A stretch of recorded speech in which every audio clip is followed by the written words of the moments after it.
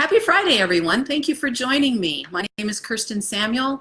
I am the author of the book, Choosing a Way Out, When the Bottom Isn't the Bottom, and 5 Lies Moms Believe. Today, I'm going to answer a question that I get asked quite a bit. Why did I stay in my marriage? Well, you might think I had really noble reasons, but spoiler alert, they weren't noble at all. There's 6 reasons that pornography did not destroy my marriage, and I'm going to talk about a few of those for you today. Welcome, Sarah. Thanks for joining us. According to Huffington Post, 30% of all data transferred on the internet is pornography related. In an interview with over 350 divorce lawyers, over 60% of the divorces are related to pornography addiction. Those are staggering statistics, but they don't surprise me. Why? Because my marriage was one of them. You see, my husband was addicted to pornography. And the day that he revealed that, the day was the day that my world shattered. And honestly, I couldn't think. I was angry. Hi, Dave. Thanks for joining me. I was angry. I was hurt. I was thinking all sorts of nasty thoughts about my husband. But shortly after Dave revealed his addiction to me, he asked me a question and he said, "Are you going to stay?" My immediate response was no. I can't tell you why I said that, because I honestly didn't know at that time if I would stay. But it turns out that I think was directed by the Lord, that he was speaking through me and to me during that time. In the middle of all of those chaotic and messy thoughts, I knew I needed help, but I had no idea where to reach out. And I was terrified to reach out. I was afraid that if I did, I would be vilified, I would be rejected, that I had to keep this secret at all costs. But I did choose to reach out to a friend. And in that moment, I received the first hope. And I needed hope at that point. And the words were, "This is not fatal."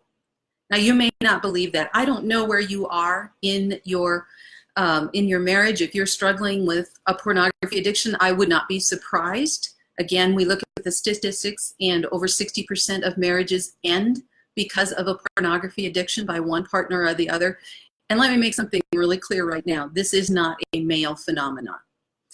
More and more women are addicted to pornography and are admitting to that addiction. And it is just as destructive, whether it's the woman or the man in the relationship.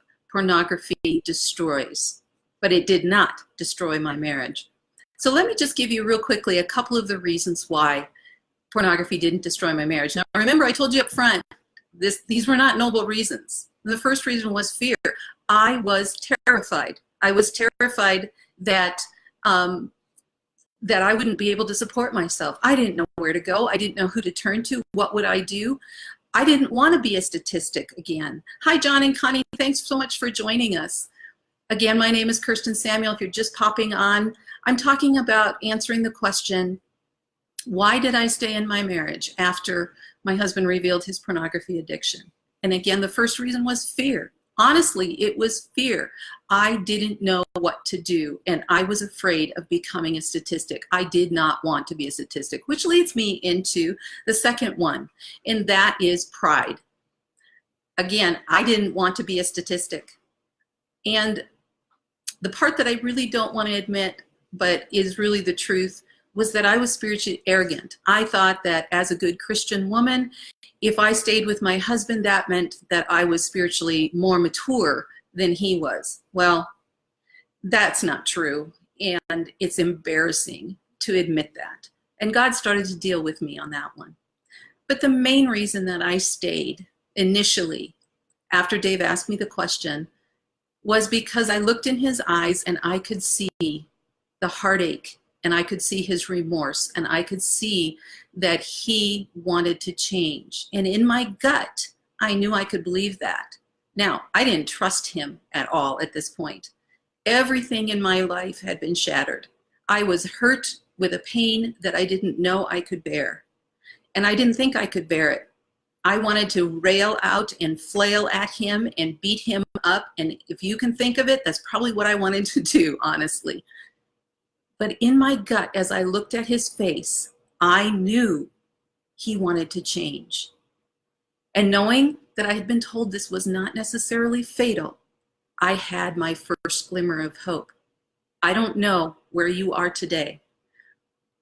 And if you want to read the full story, it is in my book, Choosing a Way Out When the Bottom Isn't the Bottom. And I'm going to drop a link to that in the comments. Feel free to check that out if you'd like. I'm going to give the rest of these reasons why I didn't leave my marriage. And again, remember, I'm not a saint. The reasons I left were completely messy, chaotic, and very, very selfish. The reasons that I stayed, the reasons I did not leave. But it's in the book. And I'm going to refer to these more on the blog that will be up later today. So please feel free to jump to my website. That is KirstenDSamuel.com, and Kirsten is spelled Kirsten. Again, I will drop this link as well in the comments. But what I want you to hear today is that if you or your spouse is suffering with a pornography addiction or has in the past and is not sure if you can recover, if your marriage can recover, it can. Divorce does not have to be your only way out. There are other ways out, and I would love the opportunity to talk with you about that. Please feel free to reach out to me via a comment or a private message on Facebook. In the blog, there's also going to be a link where you can contact me directly. You can send me an email at Kirsten, Kirsten, at KirstenDSamuel.com. You are not alone. I want you to hear that you are not alone. Divorce is not your only option. I want to talk to you about how you can restore your marriage and actually remake your marriage, which is what God did for Dave and me. Thanks so much for joining me today. If you have any questions, again, I would love to answer them. I would love to talk to you. And who do you know that needs to hear this message of hope today? Please tag them or share this video with them. And I hope to be in contact with you very, very soon. I'll see you next Friday. Have a great, great weekend.